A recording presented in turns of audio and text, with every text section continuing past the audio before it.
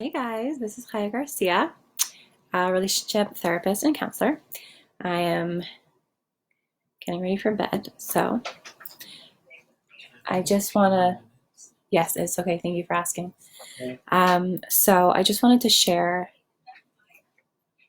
I'm on Facebook Live, and I just wanted to share a story about the book Codependent No More. So I'm going to be reading from this. Let's see if I can show you the image correctly. Codependent No More by Melody Beattie. Oh, okay. Basically, this is a book that has over 5 million people have bought it. And basically, it's a book that's just really profound and really helpful. And I definitely recommend it to all of my clients. So, what I want to bring up is that I had a client recently who we only had one session, but the entire session she was defending someone that she was dating. So just so you know, I don't have my contacts on. I mean, yeah, as you saw, I took my glasses off because I'm right before bed. But basically, she was defending a man who was in her life that was giving her poor behavior. So the reason why I'm sharing that is because when you have someone in your life who is not giving you the energy that you want or displaying behavior that hurts you, the appropriate healthy response would to say, this behavior hurts me. I'm not okay with this behavior. And it doesn't mean you have to end the relationship or anything like that. But if it's a healthy relationship, then you're able to say, I'm not okay with this person's behavior. And the way that you'll know it's a healthy relationship is because you're able to say negative things about the person you're dating in a, if you're speaking it to a safe person in a safe way.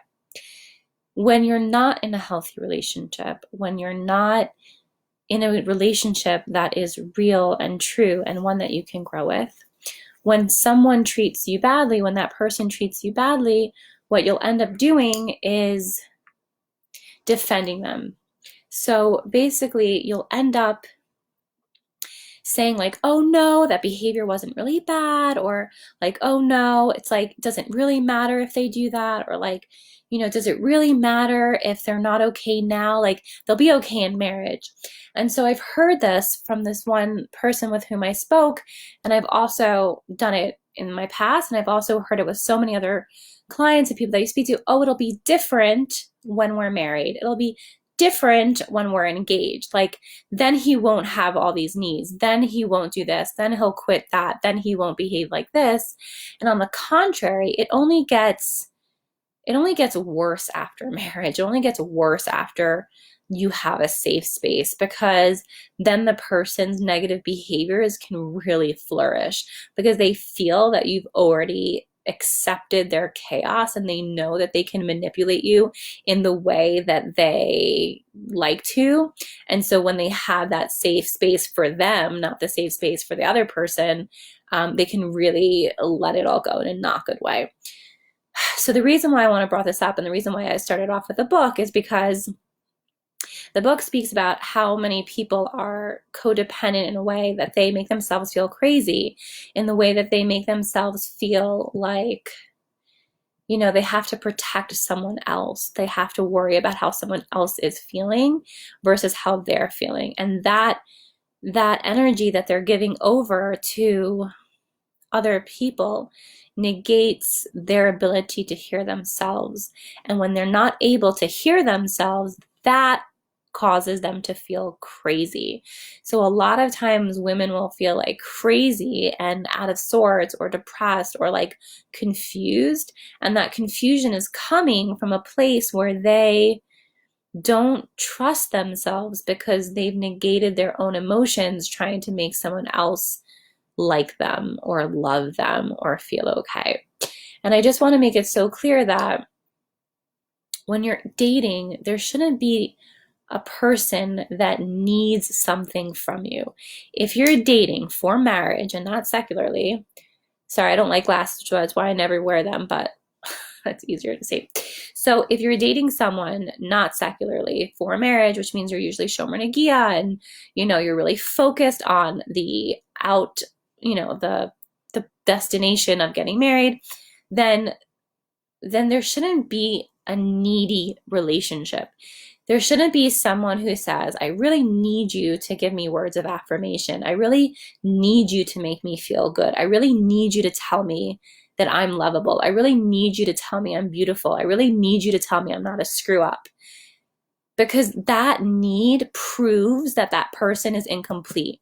And for a marriage to be healthy and lasting, you need two people who are complete. Two people who are complete and are okay and stable, keyword stable, on their own, doesn't need someone else to make them okay. They don't need someone else to stabilize them so that they can join and feel worthy of being with somebody else. So if you're in a relationship and in the beginning stages, the person is wanting you to complete them, so to speak, emotionally, it's a really big sign that that person is emotionally unstable and that you're going to have a job for the rest of your life to try to take care of this person. So with addicts, it's very, very common. With people who have narcissism, it's very common. But there's also just people who are unhealthy and they don't need a title who do this as well. And what you end up is having like an extra child, someone to take care of and someone who doesn't really support you for who you are and for exactly, who you are the way that you are. But you end up having someone that you need to constantly nurture the relationship and like take care of and raise, so to speak. But you don't need an extra child. And definitely when you have your own children, you don't want to raise another one. It doesn't feel good. And you want your husband to be a man. And if he's not able to be a man in the beginning, or if a woman is not able to be, feminine in her way of taking care of herself and receiving love from herself and others in a safe way, then there's always a scratchy dynamic. And so Codependent No More is a beautiful, amazing book that talks all about these type of behaviors where women make themselves feel crazy because they're lying to themselves and they're not being honest with themselves about who they really are and what they really want. And I remember somebody posting this post that said, I really want someone who is, emotionally healthy. And she wrote, like, that's a must. He has to be emotionally healthy. But then she wrote that he could be either Orthodox or traditional or secular. And basically, like traditional, secular, or Orthodox, which are completely two different worlds and have completely two different value systems and have completely two different ways of living. And so what I'm trying to illuminate is that she didn't know what she needed. And so many women that I speak with and that I know of don't know themselves well enough to know what they want, which is why they find it so difficult to date. Because if you don't know exactly who you are, then it's really difficult to know exactly what you need. And you say, oh, I'm okay with someone who's like traditional, or I'm okay with someone who's Orthodox. Like, we don't have to keep Shabbos, but if they do, that would be awesome. And then you say, like, what does that mean? Like, either the person is committed to God and is able to surrender his ego to something else, which in this case is we're referring to Shabbat and Kashrus, or he's not, and he doesn't want to, and he's not obligated to you, but we have to choose. The woman has to choose what type of life she wants, because it's completely different with these two different types of things. That she said those were like optional, but the emotional stability is a must. But if you have emotional stability without someone who has the same values as you, what does it matter? Because the emotional stability will easily become unstable the second your values clash. And so many women also, when they marry someone out of their faith, they think, oh, I love that person and I respect that person, but then they have different value systems. And when it comes up to raising children, they realize that they don't align, and that really, really negatively impacts the marriage. And each spouse can never feel fully close with the other individual because they can never spiritually relate to that person. And they can never spiritually grow with that person, which is a huge, massive component to marriage and life. And so what I'm trying to illuminate is that we don't lie to ourselves. It's so important to know who you are and to be honest with your needs, and recognize that when you have those needs, it needs to be clear to a point where they're non-negotiable. So you take the time to figure out who you are and what you need and what you value. I'm listening if I woke my baby up. And then they're non-negotiable. Then you don't date guys who don't have that, or say, oh, it might work out if then or the other thing. You hold your own and you honor yourself and you honor your value system. So if you want someone who keeps shomer negia and who keeps kashrus, then you only date men that keep shomer negia and keep kashrus. And if you don't, then you don't. And if you don't care about that, then that's also a value.